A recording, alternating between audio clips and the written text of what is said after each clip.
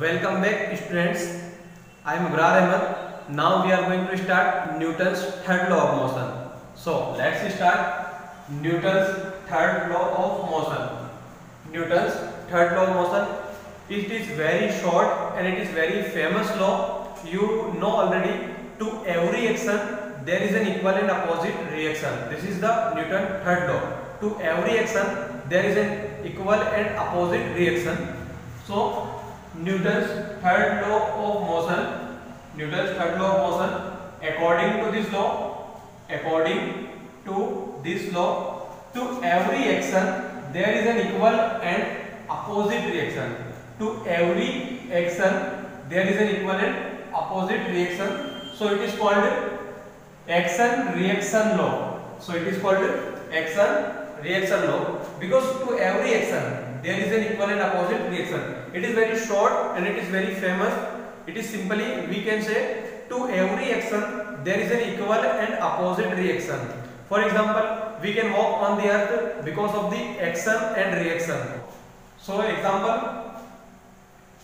it is difficult to walk on ice but easy on land. We cannot walk on ice because when we apply force on ice, so because of law of friction we cannot walk on ice. So this is the proof that to every action there is an equal and opposite reaction. When we apply force on wall, so wall apply force on our hand. So this is called the action reaction law. It is very simple and short. To every action there is an equal and opposite reaction. Now our next topic is impulse of force. Our next topic is impulse of force. So impulse of force is nothing but it is the effect of force. Impulse of force is nothing but it is the effect of force, total effect of force. When we apply force on any body, so the effect of force is called the impulse of force. When cricket player catch ball, so it lower its hand. When cricket player catch a ball, he lower his hand because to avoid impulse of force. So impulse of force means effect of force. So impulse of force, the total effect of force due to its application is called impulse. Impulse of force means the total effect of force due to its application is called impulse of force. Or simply we can say impulse of force is the product of force and time interval. Impulse of force is the product of force and time interval. Impulse of force is the product of force and time interval. So it is called impulse of force. So impulse of force means effect of force, total effect of force. Example, a cricket player lower his hand. While catching a ball. Second is automobiles are provided with spring. Automobiles means vehicles. All the vehicles like bike, car, all the automobiles vehicles are provided with springs. It is difficult to jump on harder floor but not on soft floor. We cannot jump on harder floor, but we can easily jump on soft floor because on soft floor time interval is more. So time interval is more, so impulse of force is less. So impulse of force is the force and time interval. So this is called Newton's third law of motion and impulse of force. Now we will start our next topic. You can write this.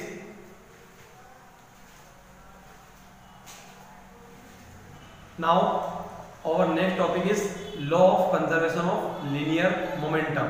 So we already know that momentum is the product of mass and its velocity. Momentum is the product of mass of an object and velocity of that object.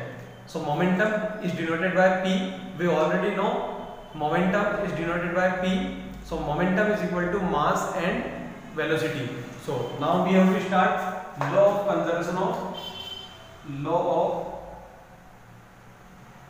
conservation of linear momentum.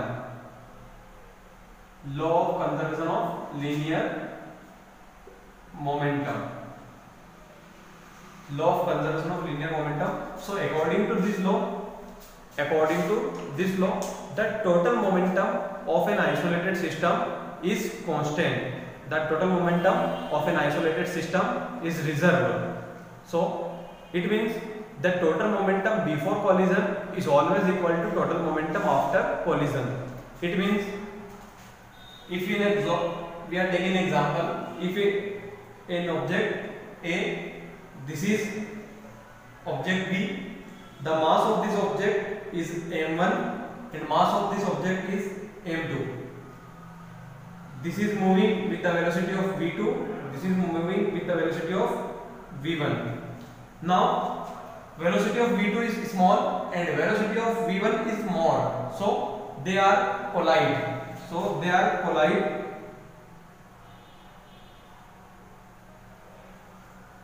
After collision, its velocity becomes more and its velocity becomes less. This is object A, this is object B. Its velocity becomes u2, its velocity become u1. Its mass will be similar m1 and m2. So it means the total momentum before collision.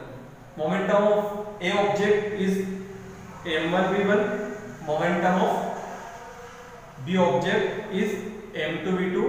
So total momentum is m1 v1 plus m2 v2. m1 v1 plus m2 v2 is equal to total momentum after collision. After collision, its momentum m1 u1, its momentum m2 u2. So total momentum is m1 u1 plus m2 u2.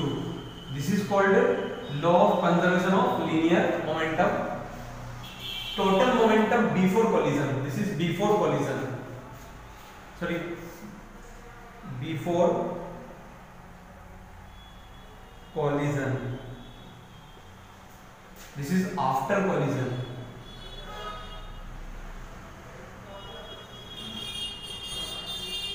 So according to law of conservation of linear momentum, the total momentum before collision is equal to the total momentum after collision, because mass will be same. Object A is moving with the velocity of 30 with the velocity of v1 and object B is moving with the velocity of v2, and when the velocity v1 is more than velocity of v2, so both are collide, and after collision velocity of u2 becomes more than u1. So this is called conservation of linear momentum. Its statement is that the total momentum according to this law, according to this law, the total momentum before collision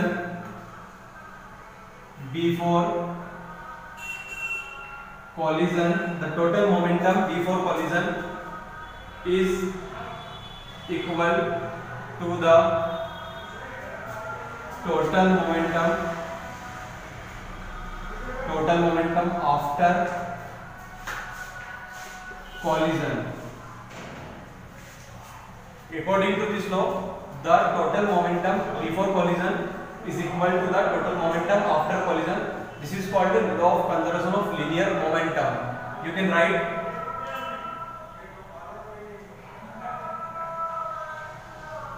now. Our next topic is friction. So let's start friction. Friction is a retarding force. Retarding means opposite. Friction is a opposite force. Friction is an opposite force which comes in existence when a body move or try to move over the surface of another body. When two body move over when a body move over the surface of another body, the friction opposite force is called friction. When this body move over the surface of another body, when this body is move over the surface of another body, the force between two body, the opposite force between two body is called friction force. When this body move over the surface of another body, then the force between two body is called friction.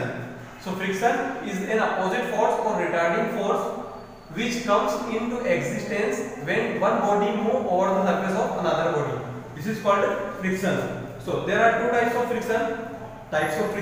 There are two types of friction. First is static friction and second is kinetic friction. So first is static friction. When one body are in rest condition, when one body, or we can say when both the body are in the rest condition, then the force is called friction force.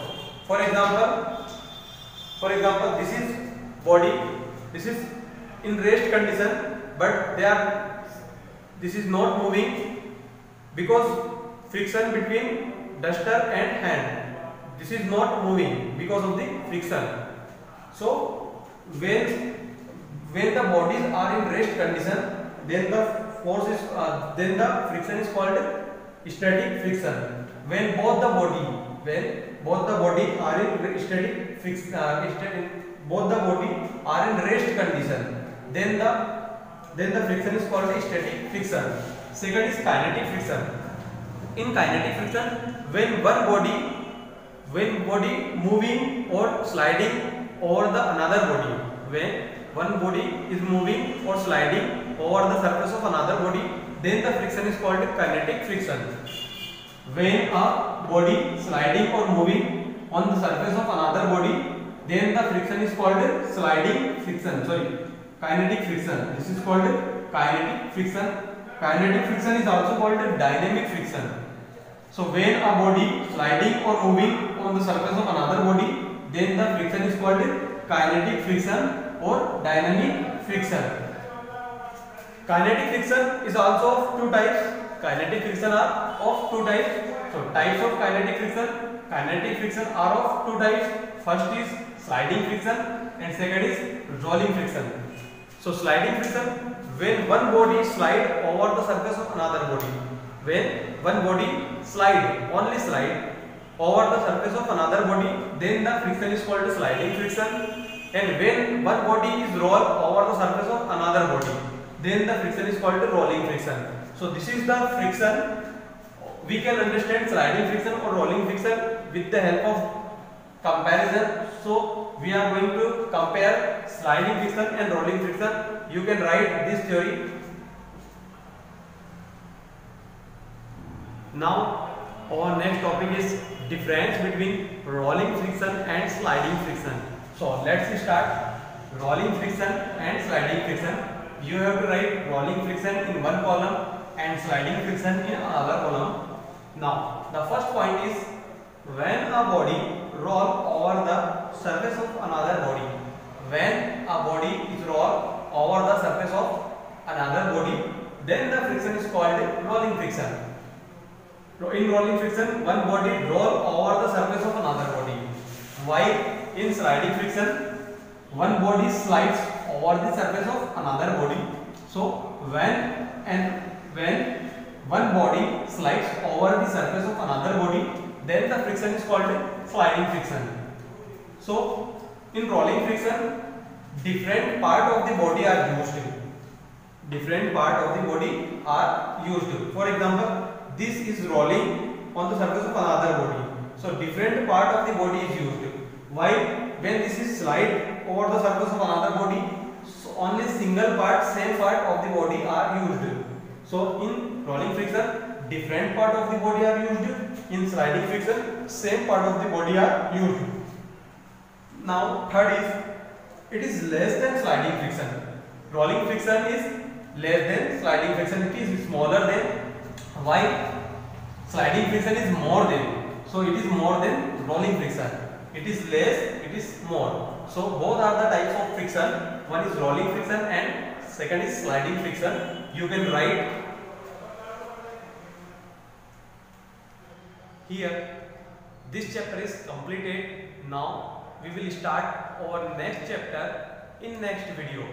Thanks for watching.